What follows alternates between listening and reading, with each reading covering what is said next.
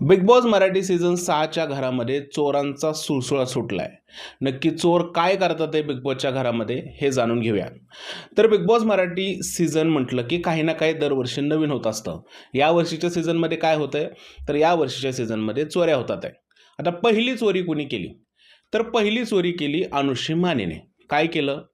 चावी होती, त्या चावीमध्ये पॉवर होती, पण त्या चावीची पॉवर गेल्यानंतर तिने ती सोनालीची चावी चोरली. यावर घरामध्ये आंदोलन झालं. खरं तर अनुश्री मानेच्या आधी करण सोनवणे नावाचा कंटेस्टंट होता. त्याने चावी काढून घेतली होती आणि त्याचं असं म्हणणं होतं, की त्याने ती पैज लावून चावी जिंकली. त्यामुळे हिला आपण चोरीमध्ये धरत नाहीये. तर अनुश्री मानेने जी पहिली चोरी केली होती, तिला आपण पहिली म्हणतोय, कारण करण सोनवणेने घेतलेली चावी ही पैज लावून घेतली होती.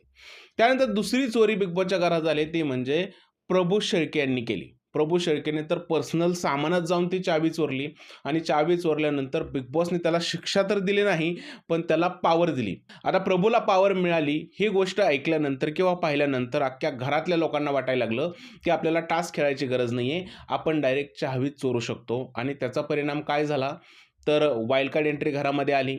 संस्कृती साळुंकेची चावी समोरासमोर हिसकावून घेण्यात आली विशालकडून आणि काल रेवाची सुद्धा चावी विशाल आणि प्राजक्ता यांच्याकडून घेण्यात आली आणि नंतर ती चावी रुचित आणि विशालच्या खिशातून चोरली. एकंदरीतच सिनारिओ पाहिला तर यावेळेस बिग बॉसच्या घरामध्ये चोरांचा सुळसुळाट झालाय. आतापर्यंत आपण उंदरांचा सुळसुळाट ऐकला होता. आतापर्यंत आपण कुत्र्यांचा सुळसुळाट ऐकला होता. पण हा सुळसुळाट चोरांचा आहे. आणि या चोरांना बिग बॉस काहीच बोलत नाही. उलट चोरी केली की तुम्हाला पॉवर भेटते, म्हणजे चोरीला खत-पाणी घालण्याचं काम बिग बॉस करत आहे.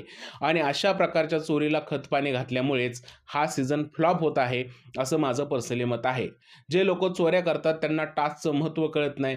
जे लोकं चोऱ्या करतात त्यांना असं वाटतं की आम्हाला पॉवर आहे ते इझी मिळते. आता दुसऱ्या बाजूला ज्यांना पॉवर मिळालेली आहे, ती पॉवर त्यांना जपून ठेवता येत नाही. हा जर का निष्कर्ष लावला जात असेल, तर मला वाटतं तो हास्यास्पद आहे. चावी हे फक्त प्रतीक आहे.